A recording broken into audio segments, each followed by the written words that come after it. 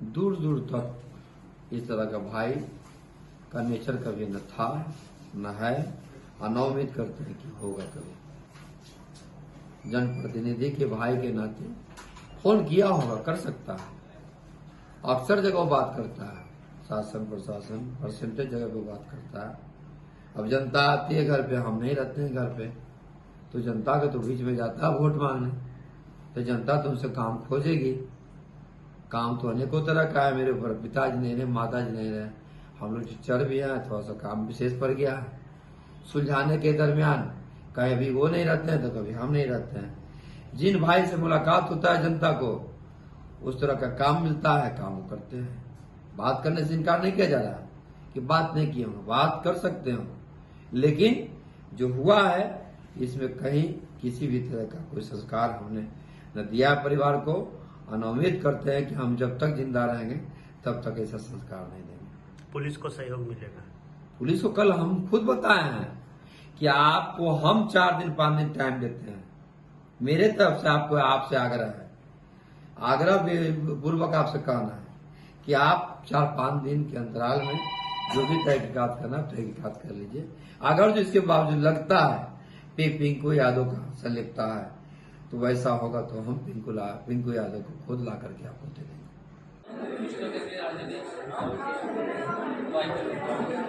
खुश करने के लिए आरजेडी ने मुसलमानों के लिए क्या किया? एक्सेप्ट दैट अडवाणी जी का रथ रोका है, तो अडवाणी जी के रथ रोकने से किसी मुसलमान को भोजन मिलता है क्या? बोले बताइए। 45 करोड़ का हमारा बजट था जब लालू प्रसाद यादव इस प्रदेश के मुख्यमंत्री थे अल्पसंख्यक कल्याण का। आज 7.5 गुना बढ़ाने का काम नीतीश कुमार ने किया है। कोई राज्य है ऐसा देश में जहां आईएएस, आईपीएस और बीपीएससी की परीक्षार्थियों के लिए कोचिंग की व्यवस्था हो, रेजिडेंशियल कोचिंग की? किसी राज्य का नाम बता दीजिए। 250 बच्चे बीपीएससी 2 साल में कंप्लीट किए हैं उस कोचिंग के माध्यम से हज भवन में। 7th पे कमीशन को लागू किया मदरसों में नीतीश कुमार ने। 22,000 मदरसों को सरकारीकरण किया नीतीश कुमार ने। इस प्रदेश में सब जगह रेजिडेंशियल विद्यालय खोलने का निर्णय किया नीतीश कुमार ने। लालू प्रसाद यादव जी ने क्या किया? अडवाणी जी के रथ रोकने के अलावा इससे कोई लड़का पढ़ता है क्या? पूरे प्रदेश में सर्वे कराया नीतीश कुमार ने। तारमी मरकज का गठन किया नीतीश कुमार ने। तो जो व्यक्ति काम कर रहा है, जो आदमी कानून बना रहा है और आपके आने वाली नस्ल और पीढ़ी को पढ़ाना चाहता है, उसके साथ मुसलमान खड़े रहेंगे कि खाली रथ रोकने वाले के साथ खड़े रहेंगे? किसका बात करते हैं सुबह? ठीक है,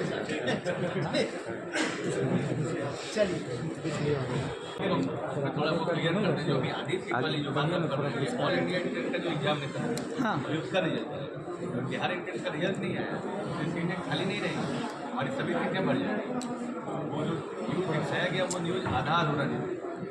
जो ऑल इंडिया जो इंटेंस एग्जामिनेशन हुआ है उसी के आधार पर आप लोगों ने ये बताया, जबकि अभी पूरा अभी बिहार इंटेंस एग्जामिनेशन का जब रिजल्ट आएगा तो हमारी सारी सीटें बढ़ जाएंगी।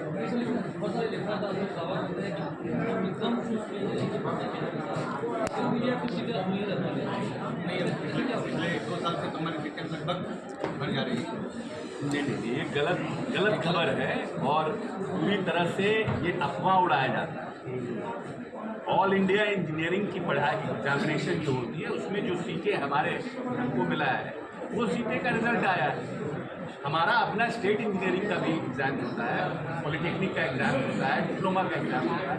हमारी सीटें जब से नीतीश कुमार जी ने पूरे राज्य के सभी जिलों में जब से बनाया है, हमारा 99% हमारे सीटें भर दी जाती हैं, क्योंकि उसमें रिजर्वेशन का भी क्राइटेरिया है, महिलाओं के लिए है, शेड्यूल कास्ट के लिए है, अति पिछड़ों के लिए है, तो उनमें कुछ कहीं सीटें छूट जाती है जिसको बैकलॉग देकर अगले साल भरा जाता है।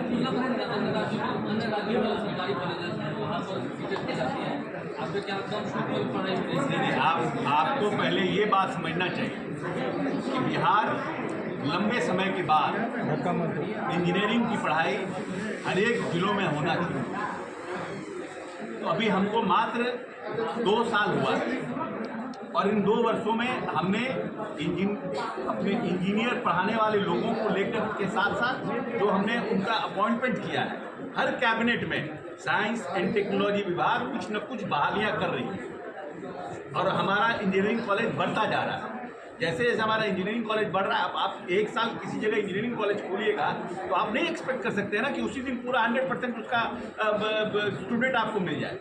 तो हम लोग प्रयासरत हैं और मुझे हम लोगों को है, और हमारा अभी जो सीटें हैं वो हमारा 95 to 99% बड़ी रहती हैं। चलिए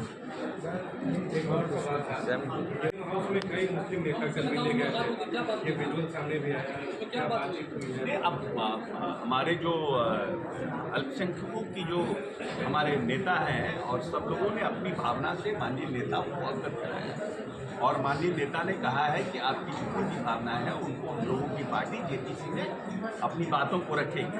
और जेपीसी जाने का मतलब ही ये है कि पूरे जितने भी स्टेक होल्डर हैं वो अपनी भावनाओं को जेपीसी के सामने व्यक्त कर सकते हैं।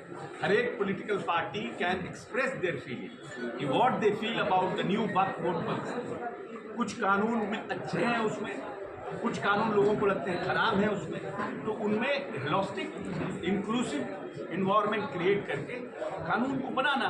क्योंकि जब कानून बनता है, कोई भी कानून बनता है, उसमें एक पक्ष होता है जो पक्षधर होता है और एक पक्ष होता है जो उसके विरोध में होता है।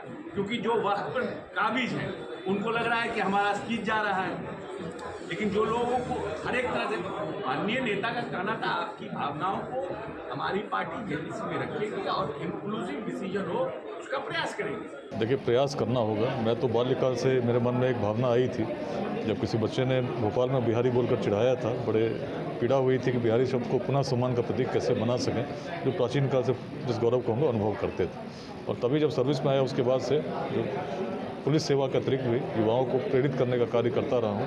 और पिछले 3.5 वर्षों से अभियान लेट्स इंस्पायर बिहार के अंतर्गत आज बिहार के 1 लाख से अधिक ऐसे लोगों को हम लोगों ने जोड़ा है जो बिहार के विकास में योगदान करना चाहते हैं।